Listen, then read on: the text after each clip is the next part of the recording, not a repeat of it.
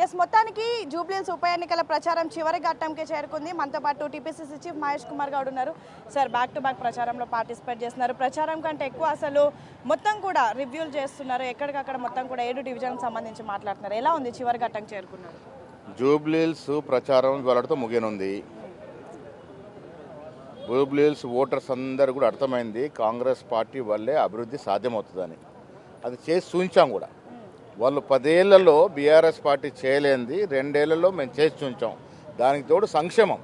ఇలా బీద ప్రజానికానికి కావాల్సింది దినసరి జీవనం, దాన్ని మెరుగుపరచగలిగినాం. ఉచితంగా బస్సు ఇవ్వగలిగినాం, సన్న బియ్యం ఇస్తూ ఉన్నాము, ఉచితంగా రేషన్ కార్డులు ఇచ్చాము, ఇందిరమ్మ ఇల్లు ఇస్తూ ఉన్నాము. ప్రతి సంక్షేమం 80% పైగా ప్రజలకి జూబ్లీహిల్స్ అందుతా ఉంది. అభివృద్ధి అంటేనే బీఆర్ఎస్ పార్టీ 10 ఏళ్లలో మేము చేసిన అభివృద్ధి రేపు జూబ్లీహిల్స్ మమ్మల్ని గెలిపించబోతుంది అంటున్నారు. మేమంతా తిరుగుతూ ఉన్నాం కదా, ఈ నెల రోజుల నుంచి జూబ్లీహిల్స్ వాడవాడ తిరుగుతూ ఉన్నాం. ఎక్కడన్నా మీకు కానీ మాకు కానీ అభివృద్ధి కనబడ్డదా? ఎక్కడ వేసిన గొంగడు అక్కడే ఉంది. ఆనాడు పి జనార్దన్ రెడ్డి గారు చేసిన అభివృద్ధి తప్ప ఇక్కడ అభివృద్ధే కనబడట్లే. సంక్షేమం అందలే. పోయిన ఎమ్మెల్యే చాలామందిని హింసించాడు. ఇక్కడెక్కడ సింపతి పనిచేయట్లే. ప్రజలు కోరుకుంటుంది పనిచేసేవాడు కావాలి.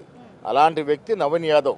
ముఖ్యమంత్రి గారి అండదండలతో నవీన్ యాదవ్ మంచి మెజారిటీతో గెలవడం ఖాయం. హింస అనే విషయానికి వస్తే మీ అభ్యర్థి పైన వాళ్ళ కుటుంబం పైన ఒక్క కేసు చూపిస్తే మేము ఎదురవుతాము. ఇవన్నీ అబద్ధపు మాటలు మాట్లాడి అబద్ధ ప్రచారాలు చేసి సోషల్ మీడియాలో ఉన్నది లేనట్టుగా లేని ఉన్నట్టుగా చెప్పుకొని పబ్బం గడుపుకునే ప్రయత్నం చేస్తూ ఉన్నారు. దీనివల్ల ప్రజలు మొగ్గరు. ప్రజలకు కావాల్సిన అభివృద్ధి, వారికి కావాల్సిన సంక్షేమం, ఆ సంక్షేమం అందుతా ఉంది. ఏంటి సార్ మీకు ఓడిపోతారనే భయమా? పీసీసీ నుంచి సీఎం దాకా ఇన్ఛార్జ్ అందరూ కూడా ఎందుకు జూబ్లీహిల్స్ లో తిరుగుతున్నారు? ప్రతిపక్ష నాయకుడు కనీసం బయటకు ఆనవాయితీ. ప్రతిపక్ష నాయకుడు బయటకు వచ్చే ముఖం లేదు. ఆయన ఇప్పుడే కాదు, ఎన్నికల తర్వాత ఫామ్ హౌస్కి పరిమితమైనారు. ఆయన వచ్చినా ఇక్కడ ఒరిగేదేమీ లేదు. వాళ్ళు కూడా తిరుగుతూ ఉన్నారు కదా. ఇది ఇప్పుడు ఎన్నిక జరిగిన పీసీ అధ్యక్షుడితో పాటు మంత్రులు మా కారుకు తిరుగుతారు. అదే పద్ధతి ఇక్కడ తిరుగుతూ ఉన్నాం. ప్రజలు ఆదరిస్తా ఉన్నారు. డెఫినెట్గా గెలుస్తాం. సర్వేలు అన్ని చూసి కాంగ్రెస్ పార్టీ పెద్ద ఎత్తున డబ్బులు పంచుతుంది అంటూ కూడా ప్రతిపక్షాలు ఆరోపణలు చేస్తున్నాయి. డబ్బులు పంచాల్సిన అవసరం మాకు లేదు.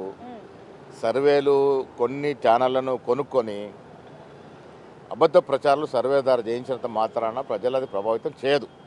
ప్రజలకు కావాల్సింది పనిచేసే నాయకుడు. ఆ నాయకుడు నవీన్ యాదవ్. డెఫినెట్గా గెలిచి తీరుతారు. ఎలా ఉండబోతుంది అనుకున్నారు?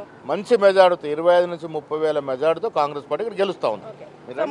సో మొత్తానికి భారీ మెజారిటీతో గెలవబోతున్నాము. అండ్ 10 ఏళ్ల పాటు బీఆర్ఎస్ పార్టీ చేసింది ఏమీ లేదు. 2 ఏళ్ల పాటు మేము చేసిన అభివృద్ధి రేపు మమ్మల్ని గెలిపించబోతుంది. ప్రతిసారి మా అభ్యర్థి పైన అనేక ఆరోపణలు చేస్తున్నారు. ఒక్క కేసు ఉందని ప్రూవ్ చేసినా సరే మేము విత్డ్రా చేసుకున్నాము. ఖచ్చితంగా 20 నుంచి 25 వేల ఓట్ల మెజారిటీతో మేము గెలవబోతున్నామని అయితే పీసీసీ చీఫ్ మహేష్ కుమార్ గౌడ్ చెప్తున్నటువంటి పరిస్థితి. Video journalist వేణుతో Hema, big TV, Jubilee Hills.